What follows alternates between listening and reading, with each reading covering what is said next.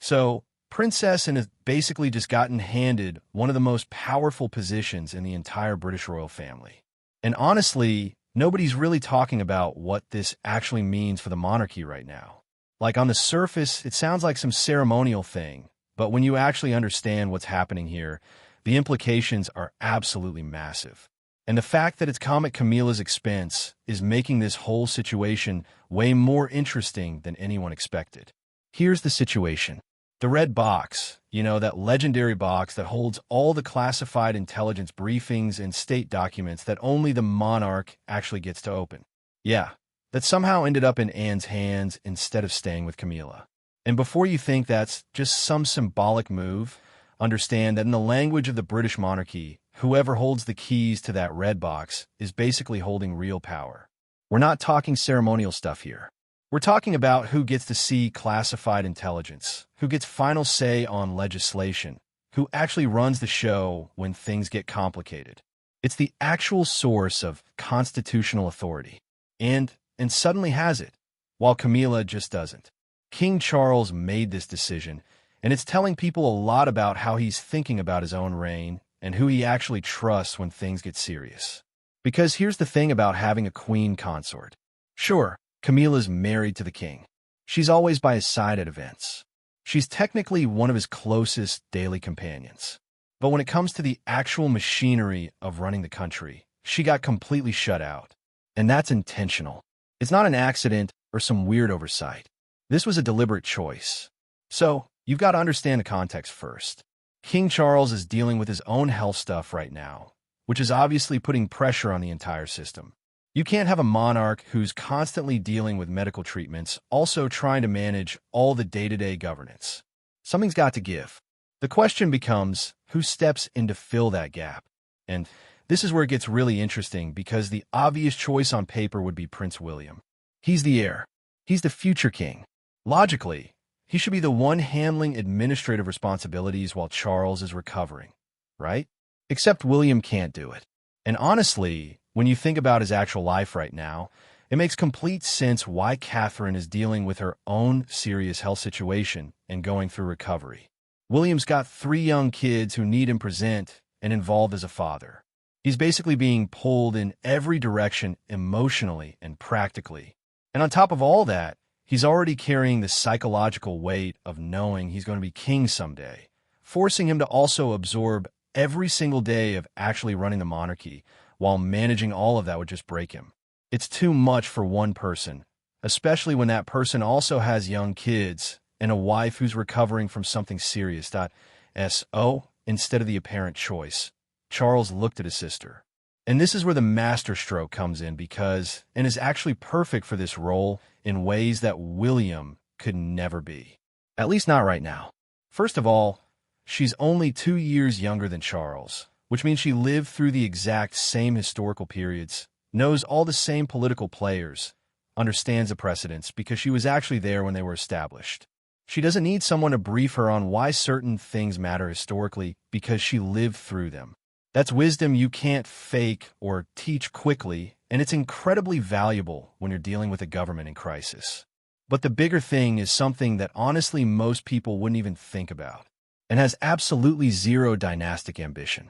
And that sounds like a weird thing to praise someone for, but in the context of royal politics, it's actually everything. See, there's this whole system of male preference primogeniture that existed when Anne and Charles were kids, which basically meant that even though she was born second and Charles was born later, eventually he moved ahead of her in the line of succession just because he's male. So, and got pushed further and further down the line every time a brother was born. That's obviously unfair and outdated. But here's what's interesting. It actually made her the perfect person to hold power right now, because she has absolutely no path to the throne and no interest in getting one anyway. Think about what that means politically. When and walks into a room and opens that red box or delivers a message from the king to the prime minister, nobody suspects she's doing it to grab more power for herself. There's no faction behind her, no rival group using her to undermine Charles. She's just a messenger, and everyone knows it. She's completely trustworthy because she literally has nothing to gain personally from manipulating the system. She can't become queen even if she tried. So there's no incentive to twist anything to her advantage. The government trusts her. The public trusts her. And most importantly, Charles trusts her completely. And honestly, that trust didn't just come out of nowhere. This wasn't Charles just randomly deciding that his sister should take on this responsibility. Queen Elizabeth spent decades basically training and for exactly this role, even if nobody explicitly called it that at the time. Throughout the second half of the 20th century, whenever the British Commonwealth faced a real crisis or genuine political instability, Elizabeth would send an in as her representative. Not for the fun ceremonial tours that other royals got, and was sent to the places where things were tense and delicate negotiation was actually needed. Elizabeth trusted her daughter with real autonomy and the ability to make actual decisions on behalf of the crown when the queen couldn't physically be there. That was essentially a decades-long education in how to handle statecraft at the highest level, and wasn't just showing up and waving at people. She was doing the actual work of diplomacy and representation under the most intense circumstances. So, by the time Elizabeth was dying and looking at how Charles's reign was going to work, she'd already laid all this grew. Before any of that, and had already been collecting these titles and honors that were basically signaling to everyone who paid attention that she was climbing into a different tier of importance within the family. In 1987, Elizabeth gave her the title of Princess Royal, which is this ancient designation that can only be held by one person at a time and traditionally goes to the eldest daughter of the reigning monarch. It's not just a nice thing you give to a family member. It comes with an implicit expectation that you're going to dedicate your entire life to service to the crown separate from whatever political situation the country is going through. It's basically a formal marker saying this person is singularly important to how we function as a dynasty. Then in 1996, and got invested as a Knight of the Thistle, which is Scotland's highest order of chivalry. And this is actually significant because it wasn't random ceremonial stuff, and had spent years actually doing serious work in Scotland, managing complex relationships and charitable stuff in the Commonwealth, really getting involved in the actual welfare of communities there instead of just showing up for photo ops. The investment as a knight was basically the nation saying, okay, we see you. We recognize that you understand this country on a deeper level than just ceremonial appearances. And then when Charles had his coronation in 2023, he did something really interesting. He chose to be his gold stick in waiting, which is this historic role that dates back centuries and is traditionally given to someone the monarch trusts with their personal security and safety. So there's an in full military uniform, riding on horseback directly behind Charles's gold state coach through the streets of London during his coronation. That's not just a throwback to tradition. That's Charles publicly putting his trust on record in front of the entire nation. He's literally showing everyone that, and is the one who has his back, the one defending him and the dynasty.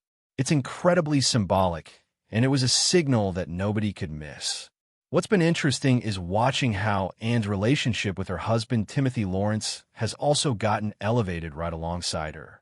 Timothy came into the royal household back in the mid-1980s when he was a young naval officer chosen to be an equerry to Queen Elizabeth. He wasn't famous or pushing for attention. He was just there working within the machinery that kept the family running, observing what it actually took to manage all the pressure that Anne was carrying.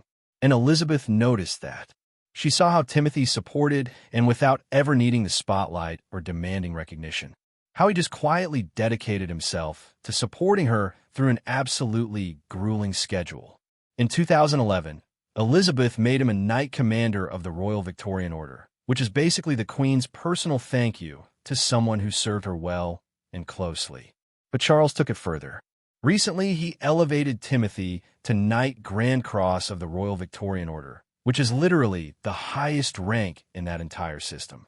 This is Charles's personal gift to Timothy, completely separate from any government process. So it's a direct statement from the king himself saying, I see what you've done. I recognize what you mean to, and I'm putting you in this exclusive circle of people who are closest to the throne. It's a remarkable public statement about how important Timothy has become to the actual function of the monarchy. Now, here's where it gets interesting, because there's actually this whole historical layer underneath all of this that makes the tension with Camilla even more pointed. Back in the early 1970s, before Camilla was married to Andrew Parker Bowles, and way before she ever became queen consort, she was actually in a serious relationship with Andrew Parker Bowles when he was with, and Andrew had this genuine connection based on shared interests. They love horses. They were both passionate about equestrian stuff. They were powerfully connected, honestly, but it didn't work out because of religious stuff. Andrew was Catholic, and the Constitution didn't allow for that kind of marriage back then. So they ended it. But Anne and Andrew stayed close friends even after he married Camilla. Then and married Mark Phillips, which didn't ultimately work out. And eventually she ended up with Timothy, who'd been there quietly supporting her the whole time. And that relationship became the stable, grounded partnership that let and actually function and do the incredible amount of work she does. She does over 450 engagements a year, which is more than basically any other working royal. And Timothy just supports that without needing anything from it. So when you look at what's happening now, with Camilla being completely excluded from the red box and all the actual power while Anne is ascending, there's this whole complicated history underneath it. Camilla's married to the king. She's the queen consort, and yet she's being shut out from the actual mechanics of governance. Meanwhile, Anne, who doesn't have a crown but has decades of actual work and a husband who's been quietly supporting her the entire time, is being positioned as the true center of institutional power. The British public has basically already made up their minds about what they think of all this, and the numbers back it up. When you look at the recent opinion polls, Anne consistently ranks at the very top of royal popularity, right alongside Catherine and the memory of Elizabeth. People see her as the most hardworking member of the family, the person who actually shows up and does the job without needing constant validation or media attention.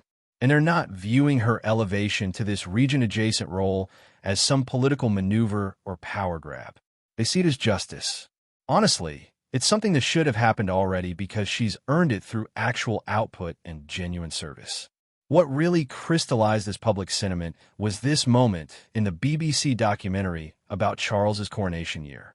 The documentary gave people this incredibly intimate look at what was happening inside the monarchy during what was basically its most vulnerable period. And it did something in that film that you rarely see royals do. She was just honest about something real. She talked about her mother's final days at Balmoral, and she revealed that Elizabeth had actually been worried about dying there because of the logistical nightmare it would create for the government and the family. And just told her mother to forget about that and spend her final days where she wanted to be because she deserved that peace. But here's the part that really got people. And talked about watching the imperial state crown being lifted off Elizabeth's coffin during the funeral. And she described this profound sense of relief she felt, not because she didn't love her mother or wasn't grieving, but because she understood that her mother's burden had finally ended.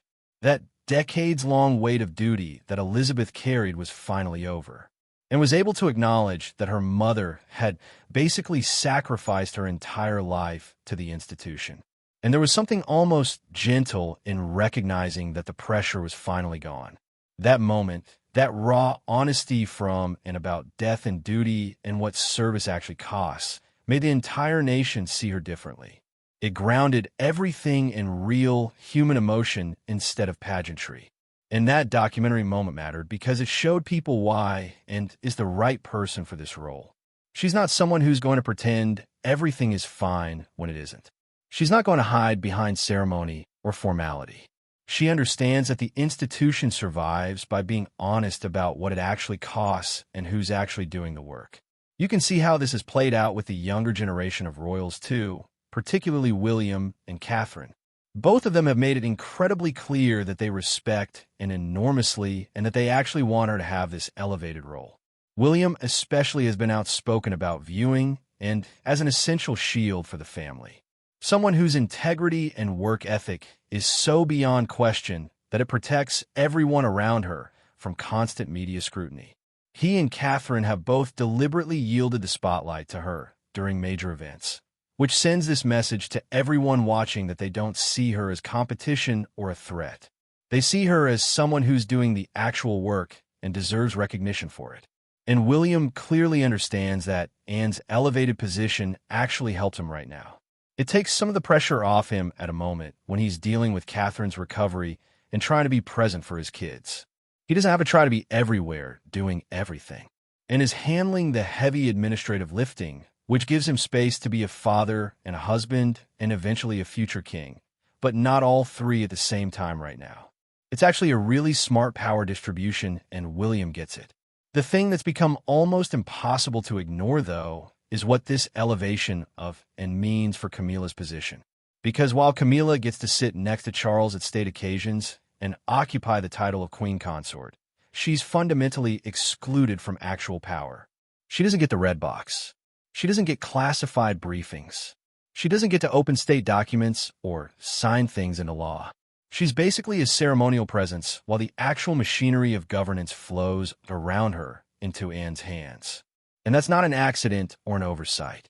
That's a deliberate statement about what Charles values and who he trusts with real authority.